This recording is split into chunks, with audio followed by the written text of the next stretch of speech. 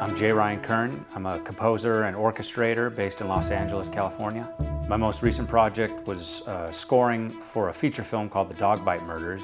It's a historical drama set in Arizona around 1910.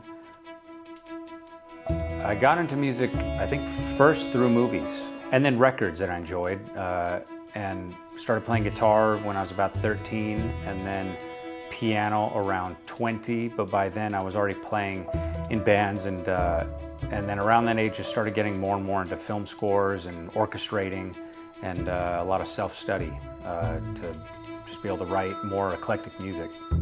When I approached The Dog Bite Murders, the first music that I wrote for it was to this, probably the climax of the film. It's the protagonist's long walk to the gallows, and it was the first scene that the filmmakers Clinton Gregory sent to me, and so I'm watching it out of context, but it had so much to it in that scene already, and at the time I was on tour with an artist named LP. I remember I was in a green room in Atlanta, a few hours before the show, and I had a few free hours after sound check to work on something. And so I sat down with that scene and just tried to feel something out. And then, the first theme that came to me ended up, even months later, once we approached the full film, to be the theme that I used throughout. It was the main dog bite theme that you hear in the opening credits, and it's still in that scene. I filled it out and reorchestrated it later, but it was, I don't know, pretty fortunate that that first idea that came to me there in Atlanta ended up lasting, which I find is often the case.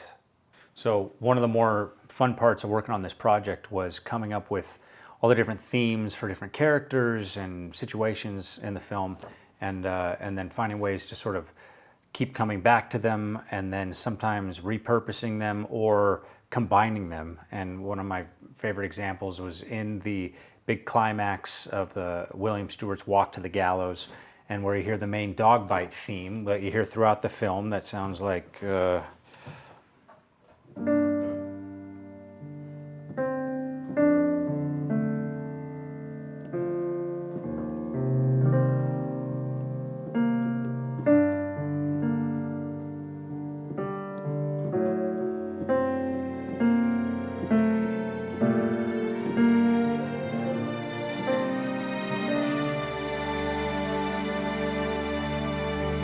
so that's when you hear throughout the film.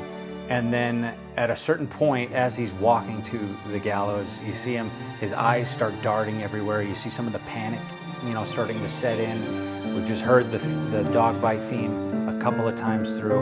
And then the theme that I used throughout, usually for Goodwin or for when Stewart was having these flashes of rage or resentment, or just, this lower nature to either of the two characters, was the Goodwin theme, and you hear it mostly most prominently in that opening gallows scene when Goodwin is hung. But that theme sounds like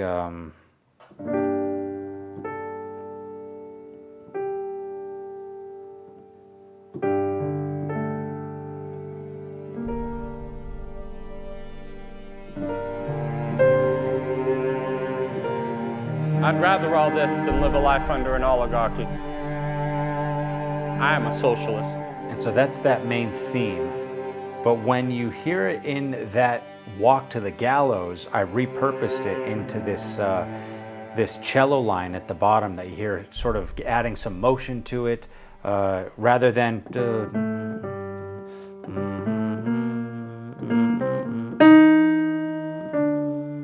you hear it.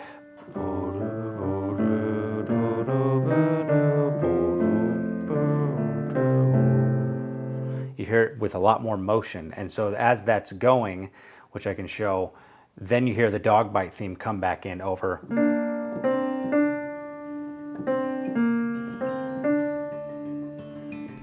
Well, boys, we got some pretty rough roads ahead of us, and I sure hope we can get through the mountains in this machine.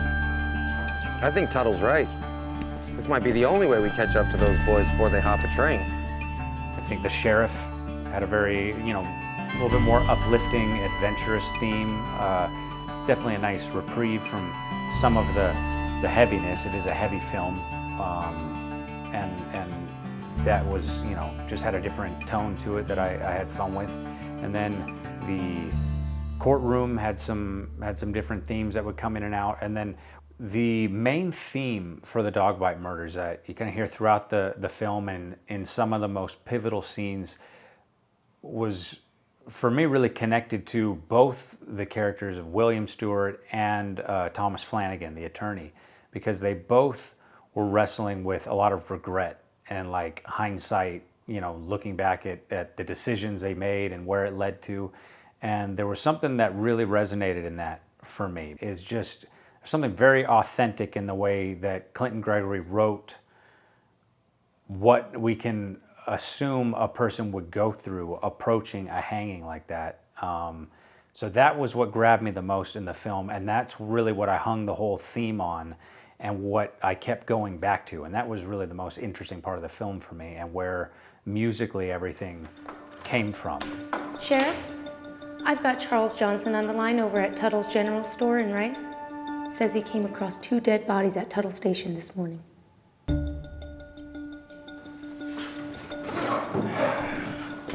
dead bodies. All right, so when we were talking the other day over lunch, you talked about a particular song in the film that you had written a piece for, and we came to you and like, yeah, that's not going to work for that scene. Kind of tell us what happened. Yeah, we had one of those happy accidents on the film where I wrote a theme for a certain scene, or a full cue for a certain scene, and Clint and Gregory, you know, came back with their notes. They said, this is really great, we love it, but it doesn't feel how we want this scene to feel. Fast forward maybe a couple of weeks and I'm approaching another scene. This is actually the last scene in the film, right before the cut to the closing credits. And I'm watching the scene and not sure what to do, or, you know, feeling out what to do with it. And then it just occurred to me, I wonder if some pieces of that cue that I wrote that we put aside might work here. So I dropped it in, and it was just incredible how it was lining up. It was lining up to hits, to specific cuts were lining up musically in a very serendipitous way. And I remember the cue had this kind of like extended sustained note that's just hanging.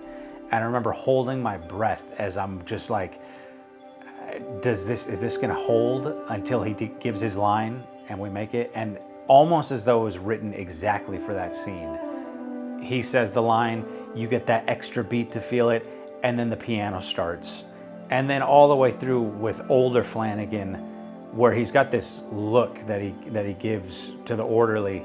It's the last shot you see that just, I mean, I almost well up every time I think of it, but just everything lined up so perfect, and I couldn't believe it. And then it goes into the credits and just, you know, couldn't have worked out better if I had written something directly to it.